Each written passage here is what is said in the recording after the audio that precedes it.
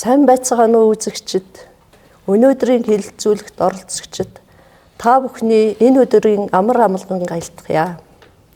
Бүсчилсэн хөгжил хамтын шийдэл телевизийн хэлэлцүүлгийн энэ удаагийн дугаар эхлэхэд бэлэн боллоо.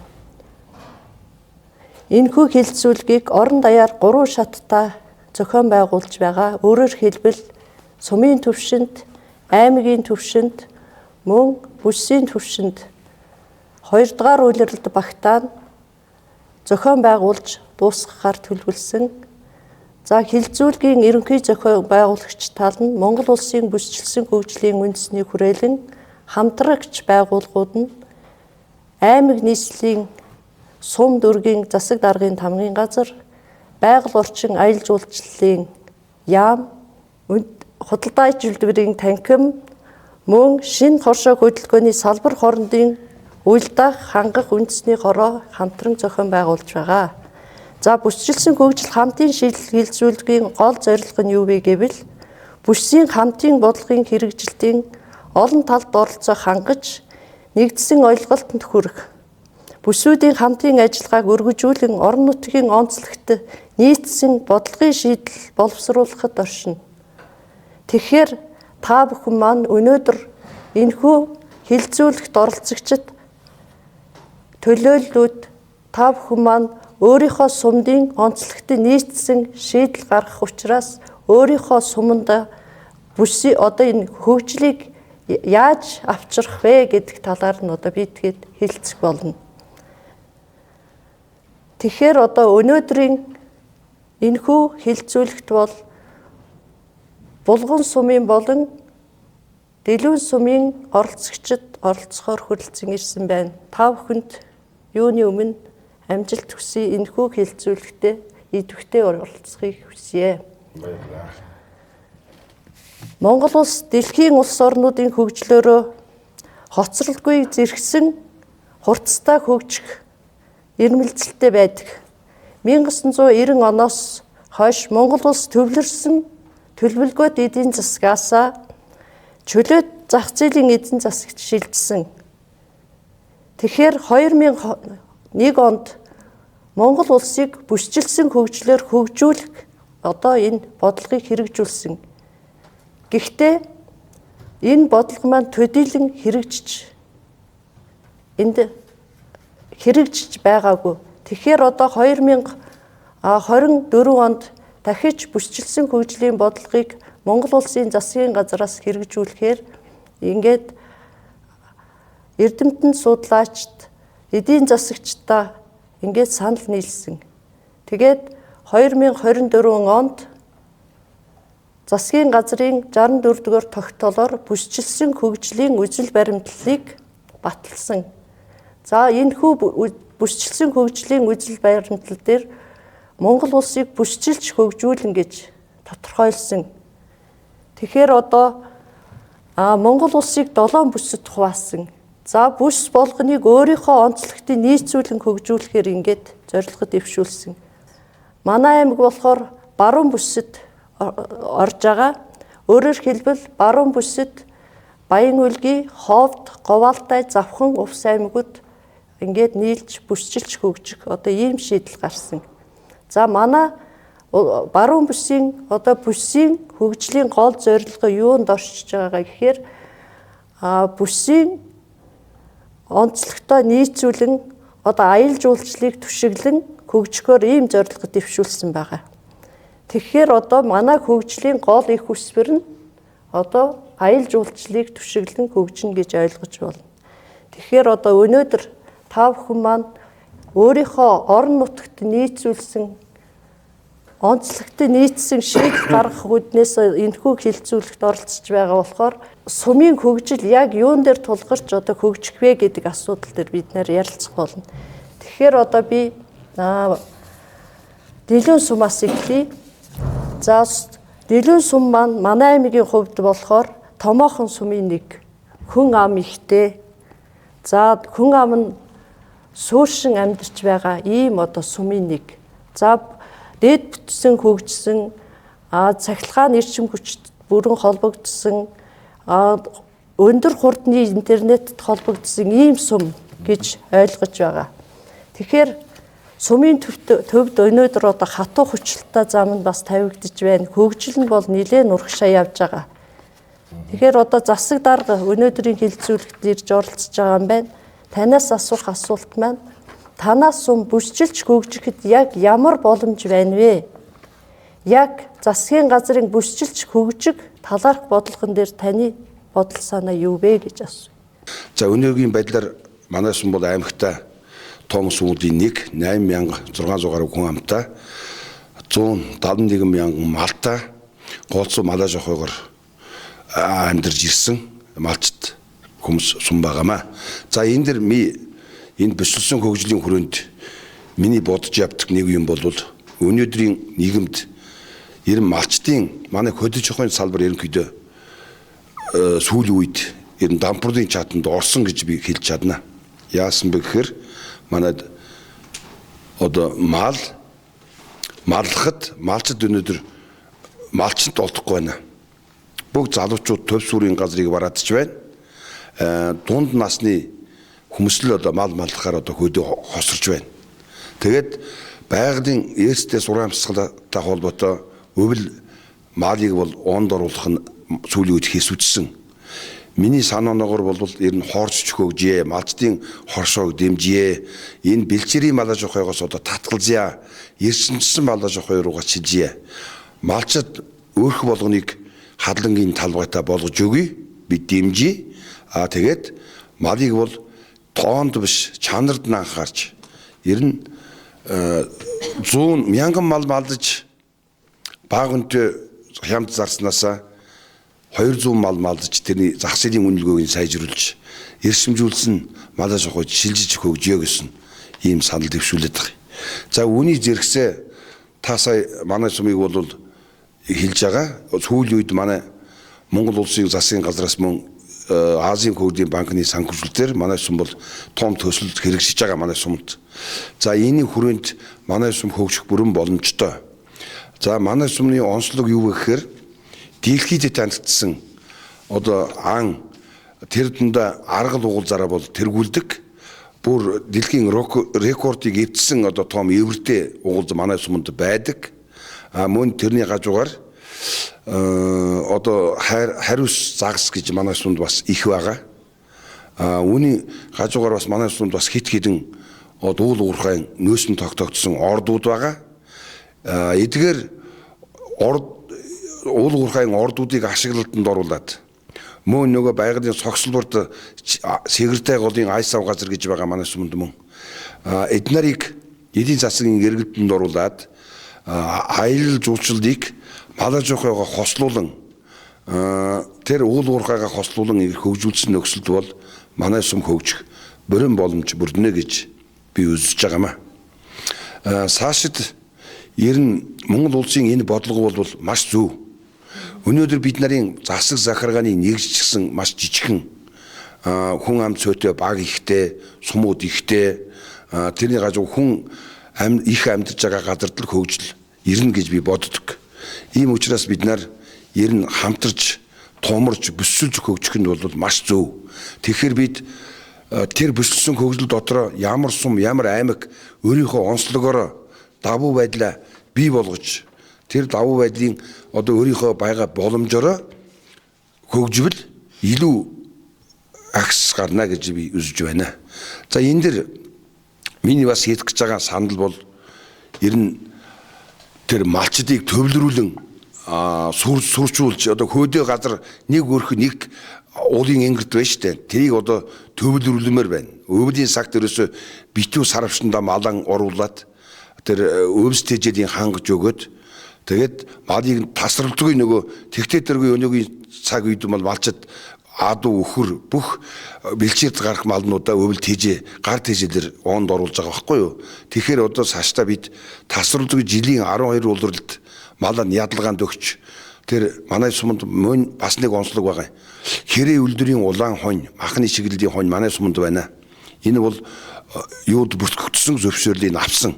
Тэгэхээр энэ махыг өнөөдөр дэлхийн зах зээлд одоо жишээ нь Иран улсад гаргахад зөвхөн 9 сар 10 сард л нөгөө тарах гэж авсан үед л гаргаж байгаа байхгүй.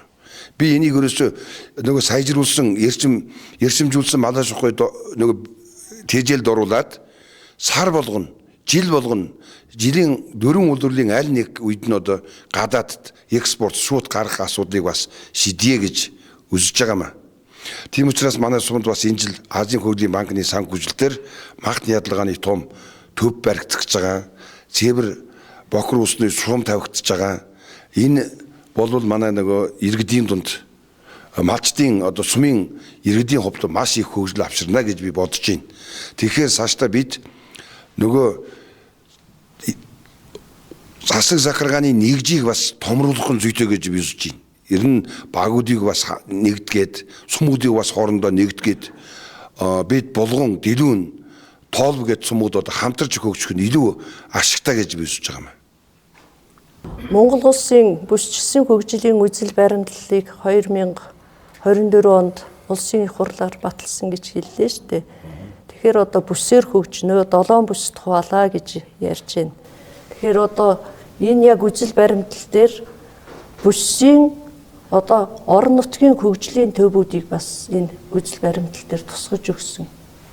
Тэгэхээр одоо манай аймаг баруун бүс дээр одоо бүсчилж хөгжин тэр дотроо манай аймагт бол орон нутгийн хөгжлийн одоо 5 одоо хөгжлийн төв байна. Тэрний нэг нь яг арахгүй танаа дэлгүүн сум, өлгий, дэлгүүн, ногоонур тэгээд буянт сум гэдэг. Тэгээд танаас сум болохоор яг энэ бүсийн хөгжлийн одоо орон нутгийн хөгжлийн төв гэж ойлгож байна. Танаа суманд бол таталцах одоо сум бол танаа хөрш булган сум.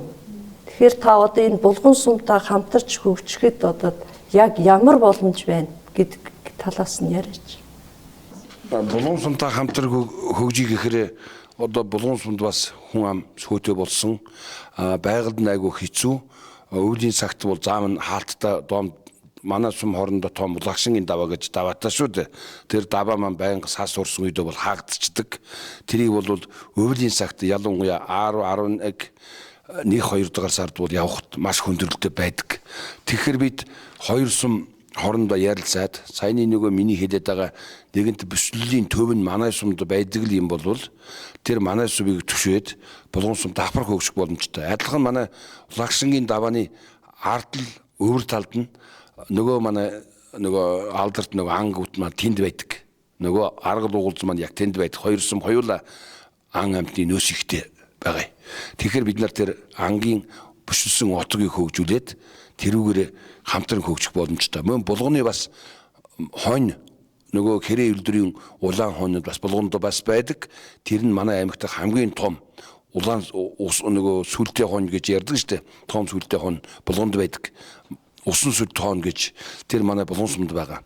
Энийг бид нар загсэлд гаргаж энэ хэрэг үйлдвэрийн хоньыг загсэлд гаргах юм бол манай сумд бас байгаа. Тийм учраас бид дэлхийн загсэлд нөгөө хоньны экспортороо бид бас даван гайлах боломж бүрдэж байгаа маа.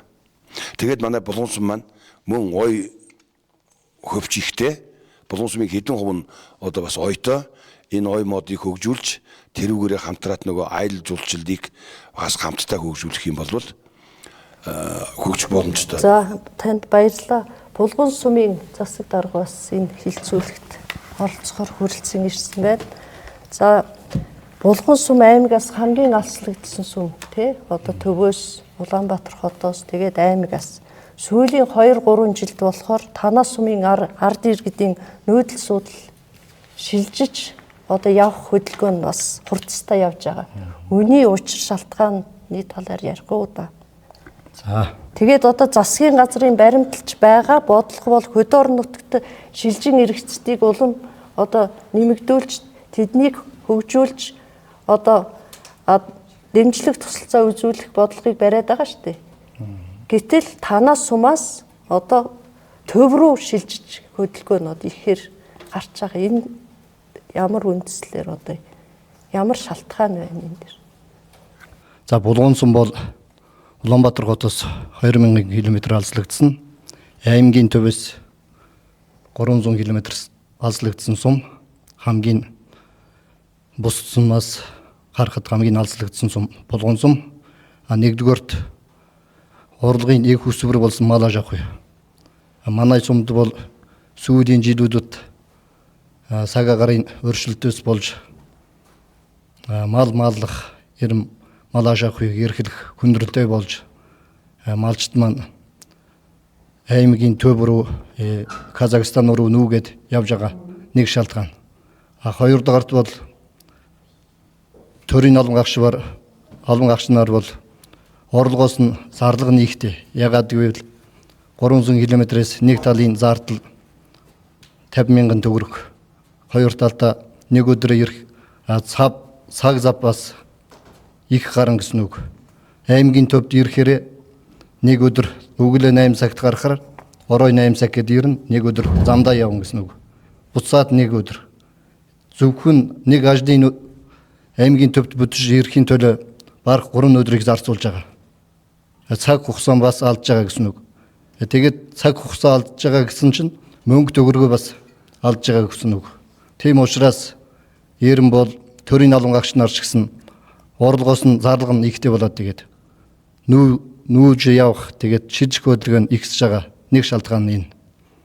Тийм ерөн бол Булган сумын ард иргэдийг сууршин амьдруулах боломж бол яг хөгжил дээр тий. Нэгдүгээр бол дэд бүс.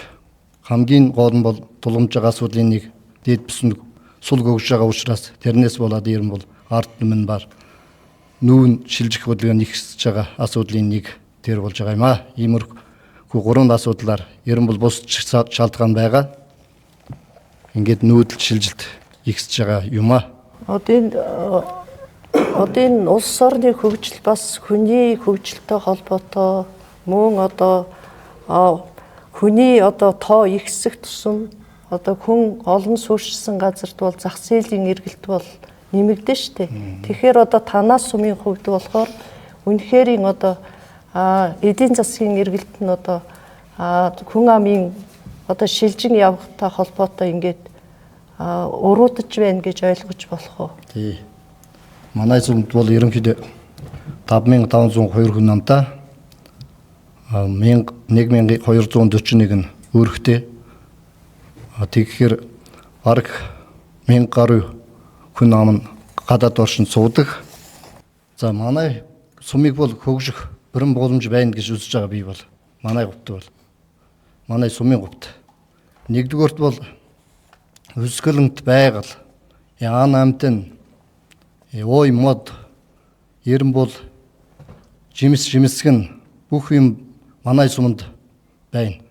Манай сумыг цаашдаа хөгжүүлэх бүрэн боломжтой гэж үзэж байгаа. Тэг аял жуулчлалыг гадаад додоодоос таатах боломж биднэрт сурчилж гадаад додоод сурчилж аял жуулчлалыг таатах юм бол хөгжих бүрэн боломжтой.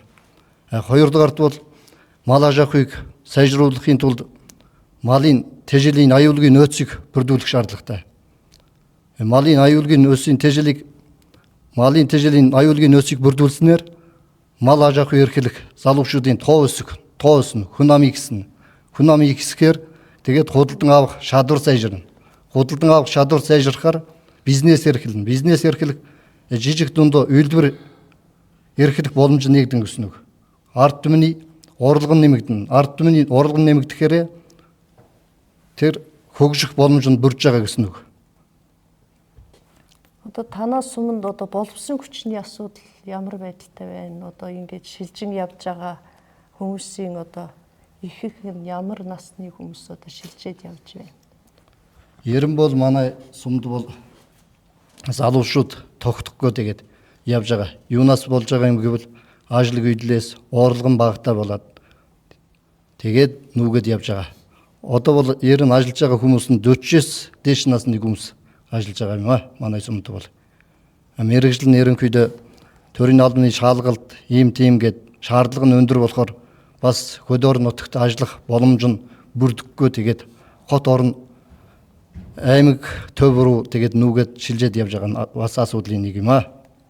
За баярлалаа. Сая одоо Дэлгэн сумын засаг дарга бас ярьлаа. Сүүлийн үед одоо залуучууд мал маллахаас татгалзаж байна. Мал маллах хүн бараг одоо өгөөлөгдөх гэж байна гэж ярьж байна. Тэгэхээр одоо энэ залуучуудаас асуумаар байна. Яагаад одоо мал маллахаас татгалзаад хойч суурин газар руу явж байна? Энэ асуудлын талаар өөрсдийнхөө санаа бодлоо хэлнэ үү? Манай улс одоо нүүдэлчин аж ахуйг эрхэлж ирсэн уламжилт мал аж ахуй бол хизээч одоо өлтөхгүй шүү дээ. Баруун аймаг, баруун бүс одоо аялал жуулчлалыг хичнээн түшиглэн хөгжих хэдий ч одоо мал аж ахуй одоо мал маллахаас бол одоо энэ уламжилт даргаас бид одоо хизээч хоцрохгүй. Тийм учраас одоо залуучууд яагаад одоо мал маллахаас татгалзаж байна вэ гэдэг асуудлыг тэ. Одоогийн залуучууд яагаад мал малахгүй ингээд хот руу одоо суурин газар руу яваад байгаа гэхээр одоо тэр залуучдын одоо мал хийхээр саяны одоо малны одоо ашиг бол маш муу байгаа. Одоо нэг жилд нэг удаа малчд бол ашиг болдог. Тэр ашиг одоо бол нөгөө юу? Тэр ашиг болохоор нөгөө нэг жилд одоо нэг 100 ямагаас одоо зарлага нь одоо ихтээд орлогоос зарлага нь давчаад тийм учраас одоо залуучууд одоо хот суурин газар очиод болохгүй нэг уулуурхаар очиод машин тэрэг барьд юм одоо тиймэрхүү ажил хийгээ одоо явж байгаа юм тэр. Тийм учраас ягаад тэрийг ингэх хэрэг ер нь бол тийм учраас тэр малчдын одоо залуу малчин бэлтий гэх юм бол юу ах хэрэгтэй. Тэр залуучуудыг сайн одоо дэмжих хэрэгтэй. Одоо тэр мал малж байгаа залуучдыг одоо тэр миний бодлол болохоор ийм одоо тэр ноолуур одоо түүхий одоо юу вэ? Тэрийг одоо цаах одоо үйлдвэр барих юм одоо тийм хэмжээний одоо хөгжүүлээд тэр залуучдыг одоо мал малах юу вэ? Одоо нөхцөлийг нь бүрдүүлж өгөөд тэгэхээр одоо ашигтай одоо ашиг шимийг хүртэх хэмжээний одоо орлого нь бас нэмэгдэх тал дээр нь бас одоо төрөөс тэгж дэмжиж өгөөсэй гэж хүсэж байна да. Мэдээж одоо өнөөдрийн хилцүүлэгт Дэлгүүн сумаас бас залуу хүний төлөөлөл оролцож байгаа. Тэгэхээр одоо манай сумын хувьд бол бас аслаг хамгийн гол манай бүсчлэн хөгжлөгөд одоо яриад байгаа шүү дээ бид нар ч хөгжүүлээгээд бүсчлэн хөгжил маань манай Баруун аймагт бол айгүй хүндрэлтэй байгаа. Сайн оролцоос гэлж байна. Малын нөгөө түүхээдээ үн ханшин зүүн мөстэйгээ харьцуулахаар харьцангуй доогуур байдаг манай сум дээр. Яг аймаар аслагдсан болохоор одоо ингээл аваад үзэхдээ зүүн мөстөрөө ноолор ханш одоо 150-60 мянган байхад л манай Баялаг аймагт 80 мянган байна гэдэг. Энэ бүсчлийн одоо ялгаа мэдрэгдэж байна ард түмэн дээр бол.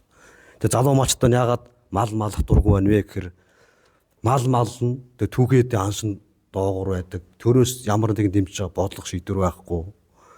Тэгээд сүүлийн хэдэн жил маань амар зудаа өөс ногооны гарц муу болохоор мал их амар хорогдож байна. Үүнийг малаа ингээд маллахын тулд маш их хадлан тэжээл өөс дээр бол маш их зарлага гарч байгаа. Тэр зарлагаа нөхч чадахгүй мал маллахаар ирсэн.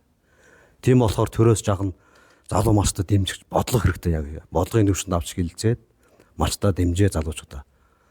Тэгээ яваад болох юм болов гэж бодож байгаа. Яагаад залуучууд маань мал малахгүй нөхөр орлогогүй болохоор ирээсэ тэгэл хот суурин газар бараадал тэгэл арай тэндээс боломжийн амьдраа явуулчих юм боломжтой болохоор хөдөө ирээсэ залуучууд маань тогтохгүй байна. Тийм болохоор ирээсэ жоохон төрөөс дэмжмээр байгаа. Хамгийн наадсхан заг бодлогороо дэмжээд малжуулах ч юм уу. Та бол төрөөс бодлогоор дэмжихгүй байх гэд яриад байна тий. Ерөн засгийн газар өнгөрсөн жилээс одоо шинэ хоршоо малчдыг дэмжих ийм хөдөлгөөнийг өрнүүлсэн шүү дээ. Тэгэхээр одоо яг энэ хөдөлгөөний ерөнхий гол зорилго нь малчдыг дэмжих, мал аж ахуйн үйлдвэрлэлийн үйл ажиллагааг хоршоогоор дамжуулан эрхлэг, малчид хөдөлмөрөөрөө хоршиж хөгжих гэсэн ийм одоо гол зорилгыг дэвшүүлж байна. Малчин шинэ хоршоо хөдөлгөөнийг өрнүүлсэн. Одоо яг энэ бодлогыг болохоор орон нутагт хэрэгжүүлж байна. Одоо яг энэ хоёр суманд. Орон нутгийн хувьд бол шинэ оршоо хөдөлгөөний хөдөлгөөс бас өрнөж байгаа. Бас сайн талтай байгаа. Тэр би бүгдийг үүсгэхгүй л дээ. Гэхдээ хамгийн гол нь энийг цааш бүр бодлогын хэмжээд үйлчлүүлээ явуулмаар байгаа. Залуучуудаа дэмжихийн тулд малчтаа дэмжигэнд болж. Малчт маань одоо дандаа 40-оос давсан хүмүүс л мал дээр үлдээд залуучууд маань тогтохгүй байгаа хамгийн гол нь. Энэ тогтохгоос учир нь түүхийдээ аншааж авах нь хөдөө орнууд жаах нөгөө боловсруулах үйлдвэр барим байгаа юм жаа. Арьс ширнээ ч юм уу ноос ноолор бэлдэх төрөөр бодлогоор дэмжиж тэгэхгүй бол бас болохгүй юм уу гэж би бас бодод. Таны одоо хэлснээр малын ашиг чимийн одоо өртгөн доогуур тэгээд тэрийг одоо асарч хамгаалах нь их зардал гарна. Одоо энэ өртгөөсөө давсан одоо зарлага гарна гэж яриад байгаа юм байна тий. За баярлалаа. За бас одоо энэ бүсчилсэн хөгжлийн бас нэг гол зарчим болохоор татварын ялгаатай бодлогыг хэрэгжүүлэх, бүс орон нутгад тохируулж энэ талаараа одоо татварын бодлого гэхээр одоо улс орны хэмжээнд адилхан татварын бодлого мөрдөд адилхан татвар хураамж авахд одоо иргэдийн амжиргаанд сөргөөр нөлөөж байгаа тал бий. Жишээ нь одоо Хүн амын орлогын албан татвар гэхэд адилхан улс даяар 10% авч байгаа. Тэр нь одоо сая төгрөгийн цайлин авч байгаа хүн манай жишээ гэхэд Баян-Улгийн аймагт нэг 8 тонн нүүрс авч байгаа хэрэглэн дээ. Манай тэр сая төгрөг авч байгаа албан агш Дэлгэн суманд 5 тонн нүүрс. Булган суманд бол нэг 4 тонн нүүрс авч чадах нь 3 тонн ч юм уу. Тийм хэмжээтэй болж байгаа. Тэгээд тэрэн дээр одоо улсаас татварын бодлогоор тэрийг зохицуулахгүй бол адилхан орлогын тэгш бус хуваарлт болж байгаа гэж үзэж байгаа. Тэгээд барилгын материалын татварыг орон нутгтаа бууруулах, шатах туслах материалын үнийг бууруулах тэр яг орон нутгийн хэмжээнд хэрэгцээндээ тааруулаад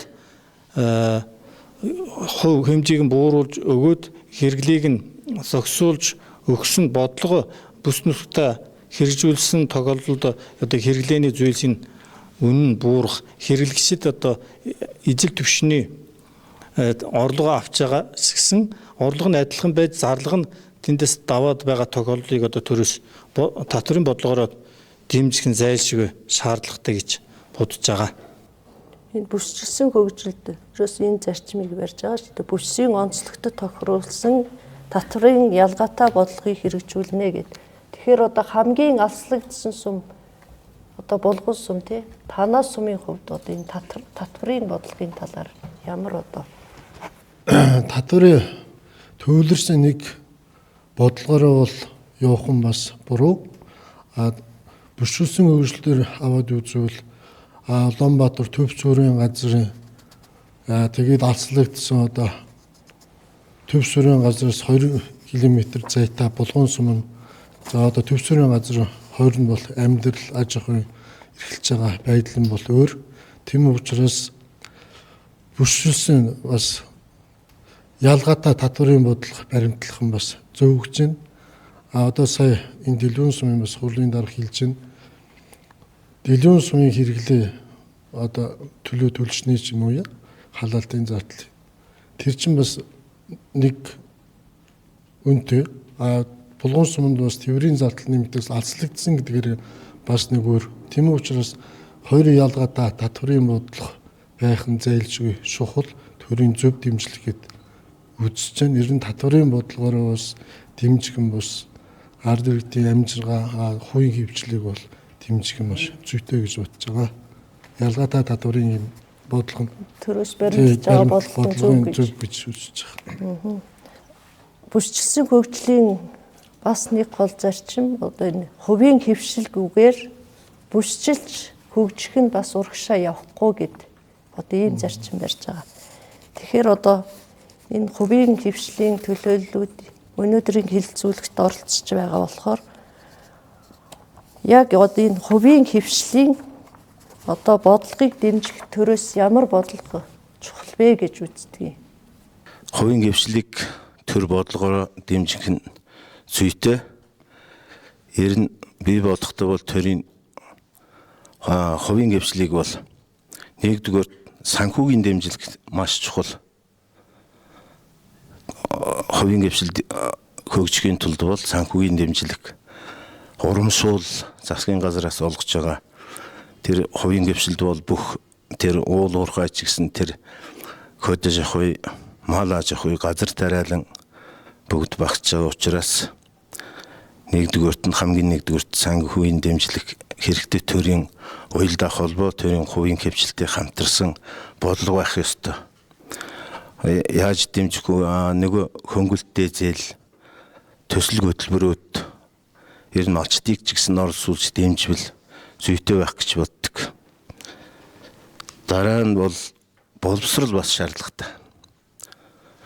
Одоо залуучууд яагаад явж гин гэхээр төвийн бүс рүү явж гин гэхээр боловсрал бас мал аж ахуйн орлого зарлагын одоо тэр амжилттай явах одоо манай энэ уламжилт одоо мал аж ахуйн гэхэд одоо сайн малч улсын аймгийн сайн малч гэсэн одоо улам дамжсан тийм хүмүүс байгаа. Тэр хүмүүсийг бас бодлогоороо дэмжиж тэрийг сургаж аймгийн сургалт мэдээллийн төвүүд байна.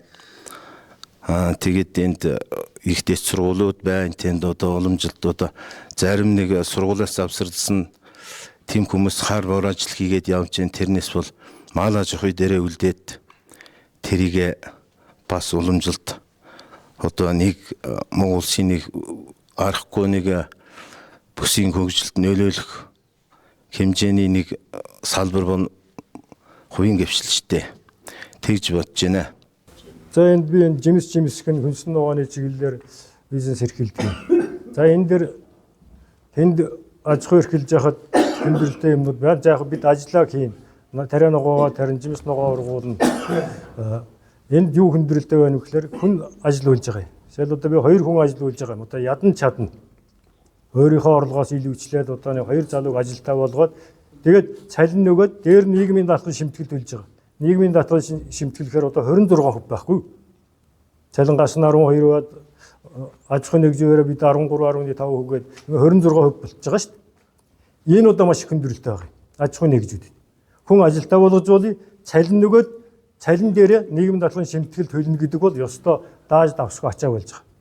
Мэдээж тэр хүний орлогоос хүн амын орлогоо албан татварыг 10% мэдээж бас авч байгаа. Гэлээгт аж ахуйн нэгжүүд хамгийн хүндрэлтэй бол нийгмийн даатгалын шимтгэлийг нь төлөх бол үнэхээр хэцүү.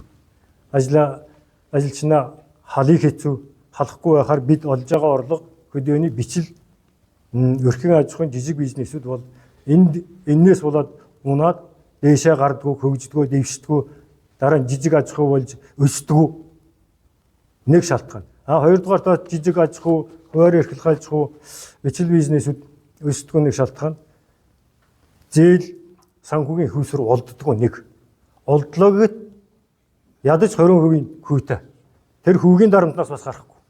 Ингээд бид ажил орлоготой мал аж ахуйас гадна өөр бас бизнесүүд эрхлээд хөгжийгээд тэмүүлээд зүтгээд бодож байгаа залуу юм хүмүүс зөндөө байгаа. Би ч яг ахмад насны хүн.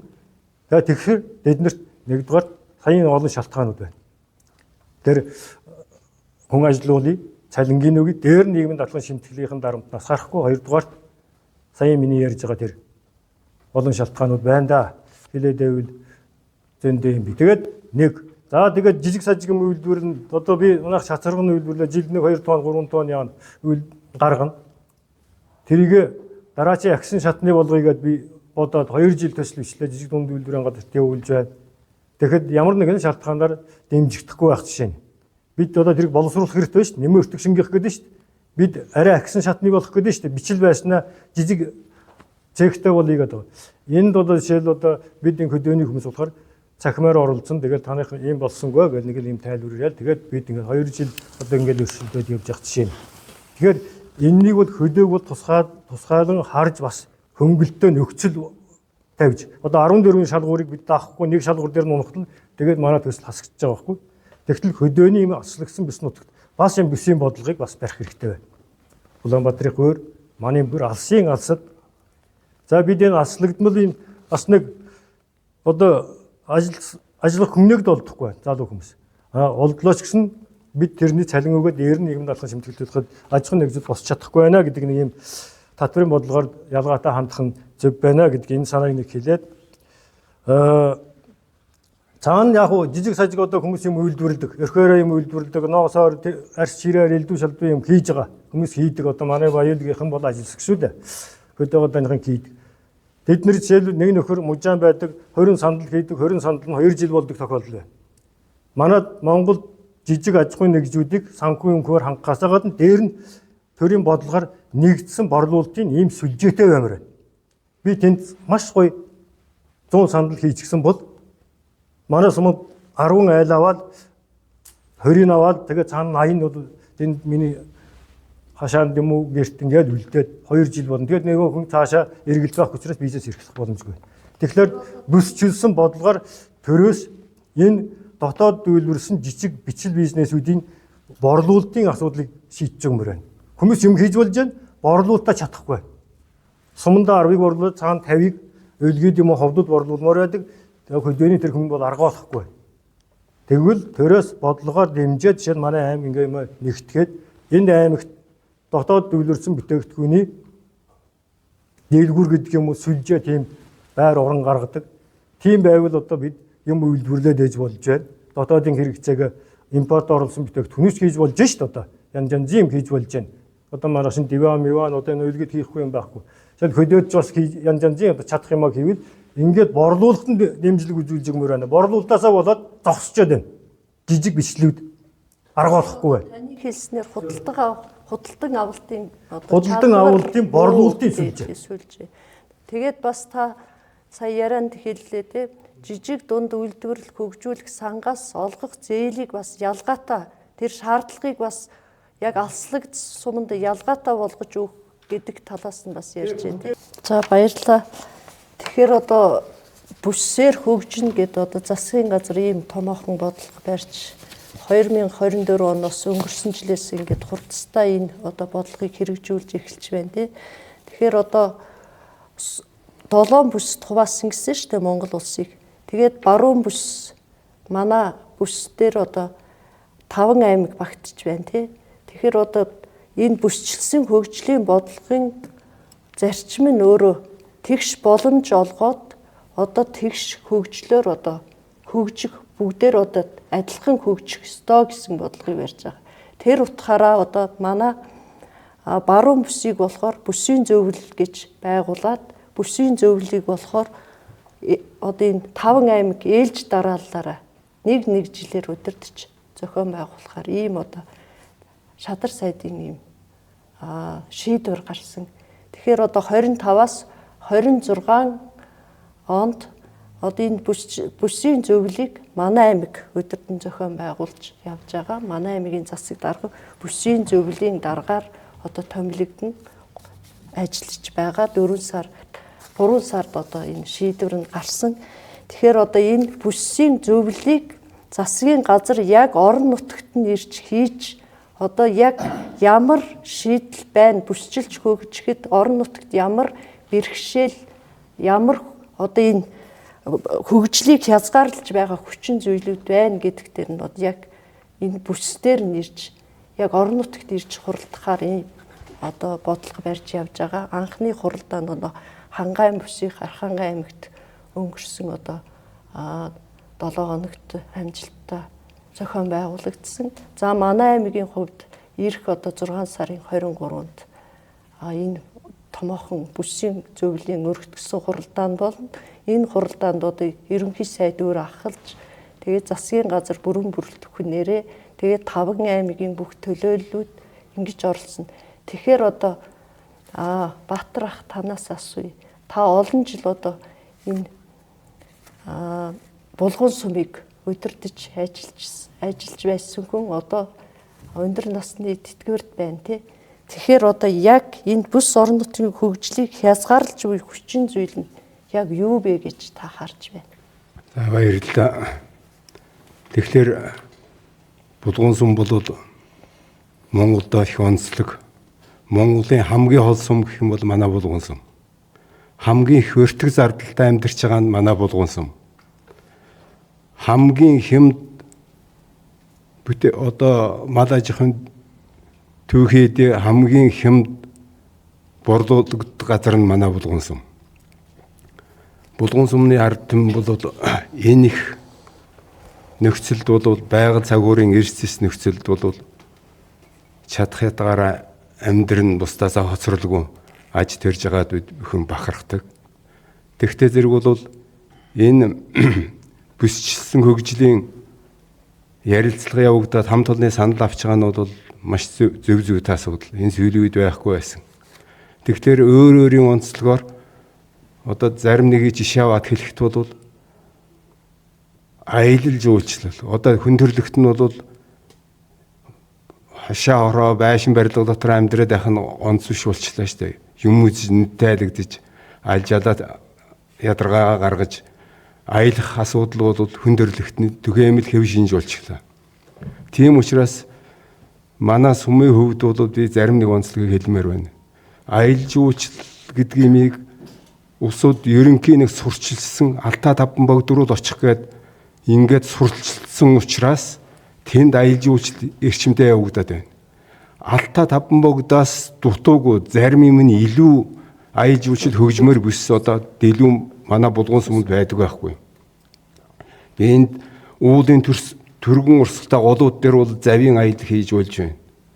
Тэр байгалийн одоо дархан заастай бүх төрлийн аргал угуул янгар яма буг согоо тэр ирвэс шилвэс мануулаас авахуулаад алтай хар даруй цагаан даруй одоо ан амьтны бүх төрөл байна.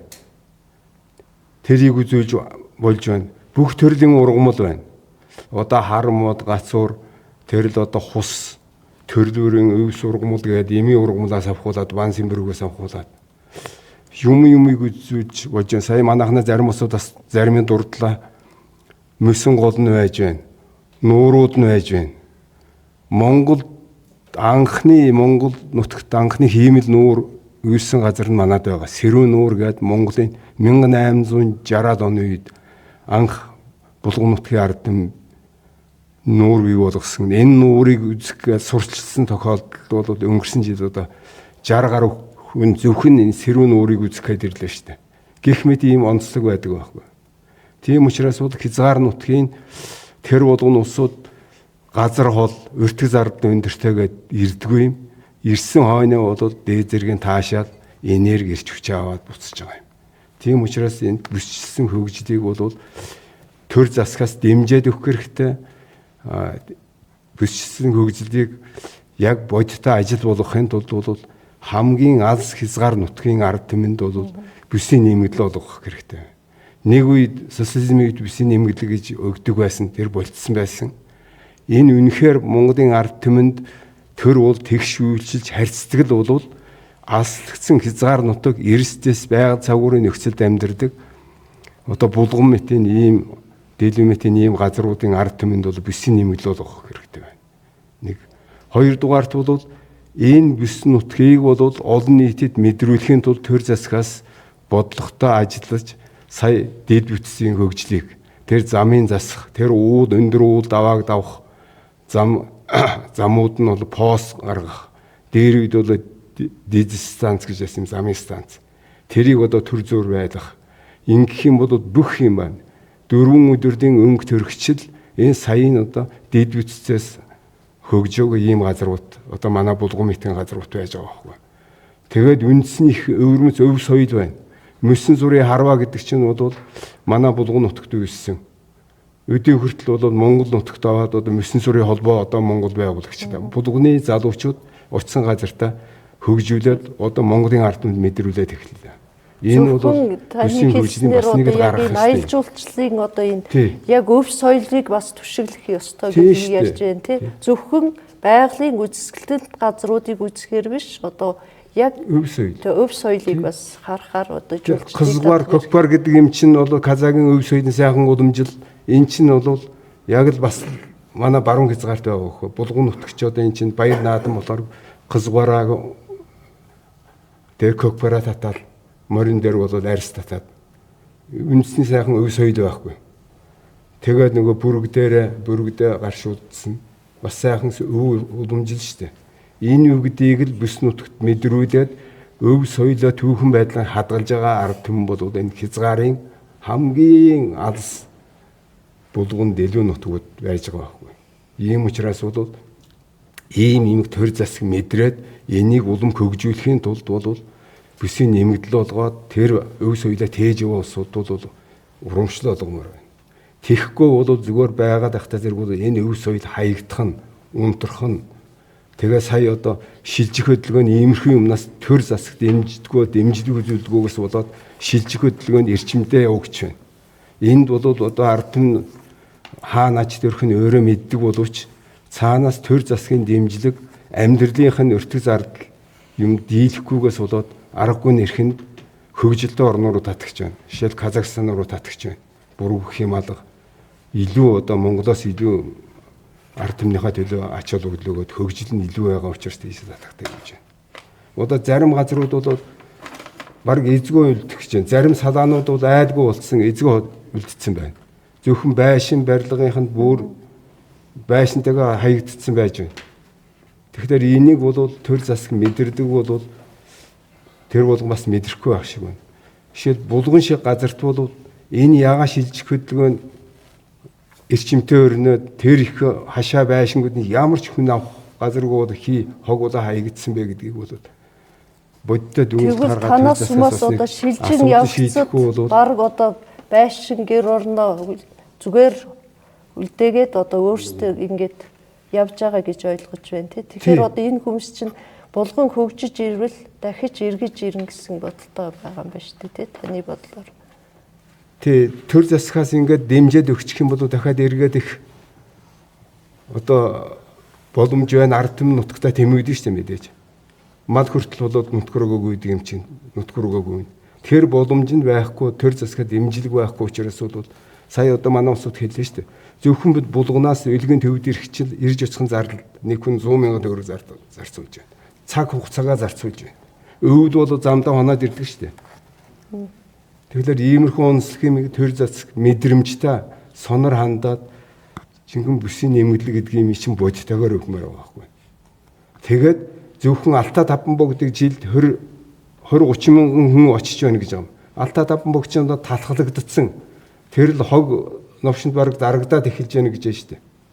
Тийм учраас Алтай таван богдоос нь дутууг тэр мөсөн гол нь байна, мөнгө цаст оргил нь байна, уулын ширүүн урсгалт гол нь байна, өв соёлоо тээсэн ард түмэн нь байна. Байгалийн үзэсгэлэн жимсгэн одоо юу бол юу байна? Энэ үгдийг бол олон түмэнд мэдрүүлээ гаргаад танилцуулаад энийг бол аймгаас тэр усаас тэр бол дэмжиж өгөх юм бол ард түмний амьдралд нэмэртэй нөгөө талаараа бүс нутгийн хөгжилд бас бодиттой нэмэр болох юм. За баярлалаа. Өнөөдрийн одоо энэ яг хилцүүлгийн гол зорилго нь орон нутгийн онцлогт нийцсэн бодлогын шийдвэр гаргана гэж байгаа шүү дээ.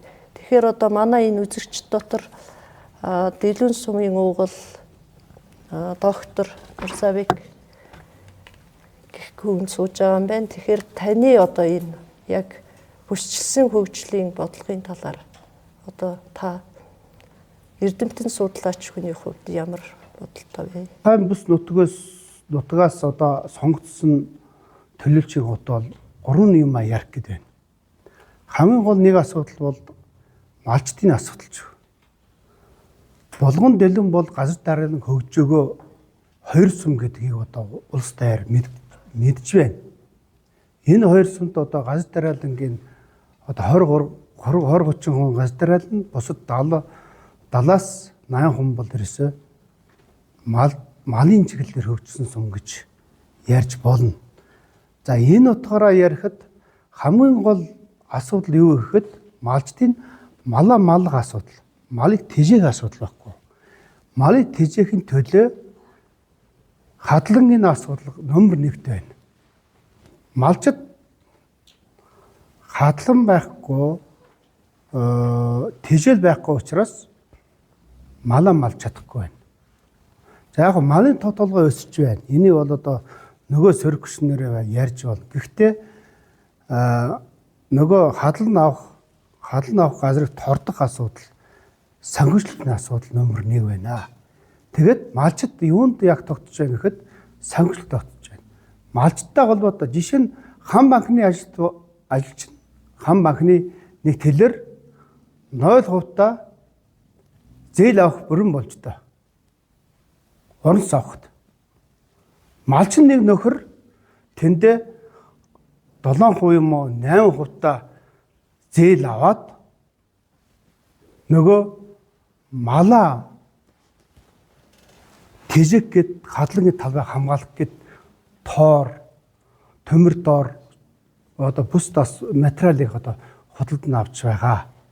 Ийм учраас баруун бүсийг хөгжүүлэх гэвэл Баян-Өлгийн тэн дээрээ нөгөө булган дэлгүүн гих мэтлэн одоо малчдыг одоо амжиргаах дэвшлүүлэх гэвэл хамгийн түрүүнд бол малчдын зээлийг төлөх хэрэгтэй. Төлөхгүй бол тодорхой хуваар өгөх хэрэгтэй шүү гэдгийг хамгийн түрүүнд одоо би хэлмээр байна.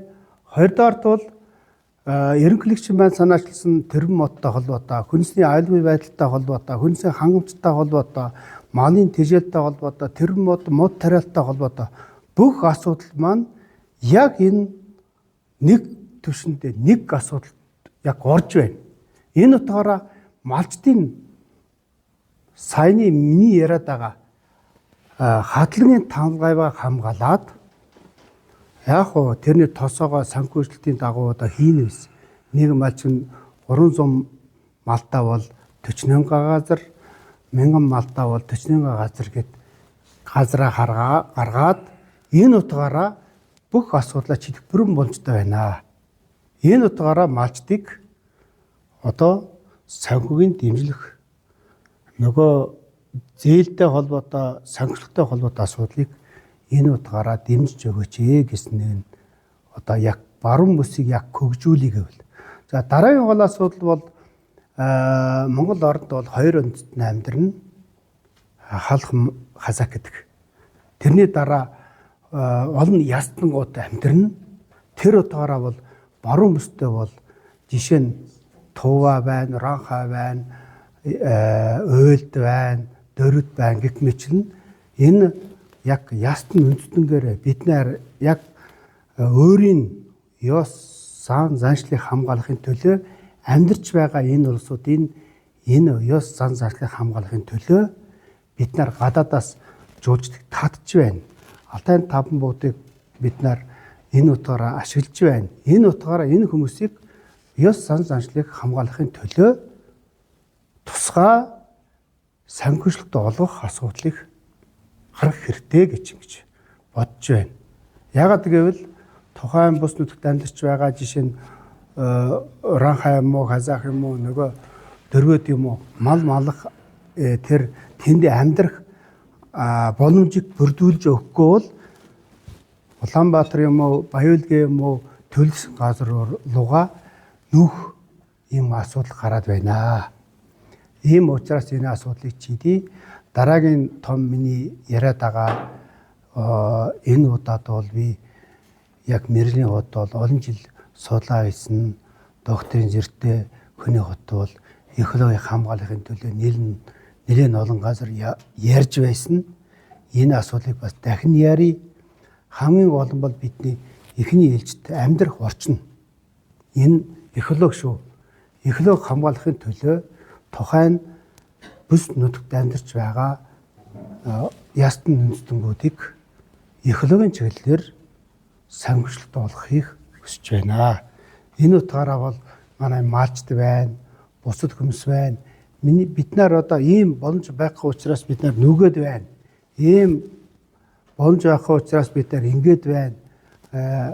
Хүүхдүүд маань одоо сургууль сураад их сургууль очоод тэндээ эргэж очихгүй гэд ягаад ярих гэж бол бүс нутагта амьдрах орчин тэрний одоо хангалтан байхгүй учраас ийм байдалд хүрч байна. Дийлүүн сумын засаг дарга танаас дахиж нэг асуулт асууя. Яг одоо энэ орон нутгийн бодлогод нийцсэн одоо бодлогын шийдэл гаргах гэдэг шүү дээ. Тэгэхээр одоо яг энэ дээр таны байр суурийг сонсъё. За одоо түрүүнээс хойш манай хөрс сэргэлдээ Булган сумын оролцогчид мөн Дэлгэн сумын оролцогчид олон сайхан санаанууд хэллээ шүү дээ, тийм ээ. Тэгэхээр тэр манай хоёр сумын нийт оролцогчид маань юу яаж байгаа юм байна. За бид нар өсөө хөгжих зүйтэй юм байна. Бүсэлсэн хөгжилд хамрагдах зүйтэй юм байна гэдэг нэгдүгээр шилэлд хүрлээ гэж би бодож байна. За яаж хөрөх үү гэдэг дээрээ одоо маал аж ахуй эрчимжүүлсэн маал аж ахуйгаа хөгжүүлээд бид нар Монголын ард түмэн угаасаа нүдчин ард түмэн шүү дээ. Бид нар маал аж ахуйгаар бид нар төсөөлөх боломжгүй. Бид маал аж ахуйгаа алдаж болохгүй. Тийм учраас маал аж ахуйгаа эрчимжүүлсэн байдлаар хөгжүүлж малчдыг нөгөө тогтворшуулж барья. Тэн дээр төрөөс тусгай бодлого хэрэгжүүлээд нөгөө нийгмийн татгалын төлөөд нөгөө хөдөө малаар ажилласан 18-аас 30 насны залуучуудыг бас тусгай бас нөгөө нөхцөл байдал тавиад тэгээд хамгаалъя гэсэн гэж би бодож байна. Тэгж төрөөс тогтоож өгье. За дараа нь бид нар эрчимчилсэн мал аж ахуй, давхар уул уурхай, давхар аялал жуулчлалыг хамтарсан тийм 3 чиглэлээр хөгжиё гэсэн одоо бодлого дэвшүүлж байна би. Ер нь манай сумын боломж бол тэр л юм байна. Өөр манайд бол одоохондоо амар хөгжих юм байхгүй учраас бид нар харагдахгүй байна. Тийм учраас бид нар мал аж ахуйгаа давхар хөгжүүлээ, эрчимжүүлсэн байдлаар хөгжүүлээ. Тэрийг үндэслээд цаахан байгалийн согсолборт газрууд ашиглаж нөгөө булгуун сумын маань ой хөвш тэр нөгөө дэлгүүний нэг ангар ямаа гөрөс гэдгийг ашиглаад байгалийн өсгөлөнтэй газруудыг ашиглаж тэн дээр төшөглөжсөн мөн нөгөө гадаадын нөгөө уул уурхай одоо хоринг оруулагчид ирэх татаад уул уурхайгаар давхар хөгжиё гэсэн ийм 3 чиглэлээр манай хоёр сум хөгжих боломжтой гэж би үзэж байна. За тэгэхээр баярлалаа. Одоо өнөөдрийн хэлэлцүүлэгт маш үнэтэй өөрсдийнхөө саналаа илэн далангуй ярилцсан та бүхэнд баярлалаа. Тэгэхээр өнөөдрийн хэлэлцүүлгээс одоо ямар шийдэл гарч байгаа гэхээр энэ алслагдсан одоо энэ хоёр сум манай аймгийн төгөөс хамгийн алслагдсан гэдэг утгаар нь одоо хөгжлөөрөө нэг хоцроогүй ч гэсэн одоо ингээд хөл зэрэгсэн ингээд хөгжиж өөрсдийнхөө боломжн дээр хөгжиж байгаа гэдгийг илэрхийллээ. Мөн одоо засгийн газрын одоо энэ бүсчилсэн хөгжлийн үзэл баримтлал дээр баруун бүсийг аялал жуулчлалыг түшиглэн хөгжүүлнэ. Тэгээд төрөлжсөн одоо эрчим хүчнийг дээд бүтц болгож хөгжүүлнэ гэд яриад байгаа. Тэгэхээр одоо та энэ хоёр сумын одоо энэ хилцүүлгээс би ойлгосноор мал аж ахуйг бас түшиж хөгжих нь зөв байна. Одоо мал аж ахуйг хөгжүүлж манай одоо уламжилт одоо энэ мал аж ахуйгаас хоцрохгүйгээр ингээд хөгжих нь бас зөв шийдэл гэдгийг ярьж байна. Дээр нь одоо татврын ялгаатай бодлогыг бас энэ бүс галслагдсан сумдаа ялангуяа бүсийн хэмжээнд хэрэгжүүлэх нь зөв байна гэдгийг ойлголоо. Дээр нь одоо хувийн хөвшлийг бас дэмжих нь төрөөс одоо тодорхой дэмжлэгээр дэмжих нь одоо зүйтэй байна гэсэн ийм одоо асуудал саналуудыг та нар дэвшүүлсэндээ одоо би одоо ийм ойлголтод хүрлээ. Тэгэхээр одоо та бүхэнд хөгжил ирээсээ одоо хөл зэрэгсэн одоо бүсүүдтэй хамт хөгжөөрөө гэдэг талархал илэрхийлье. За баярлалаа, та бүхэнд амжилт хүсье.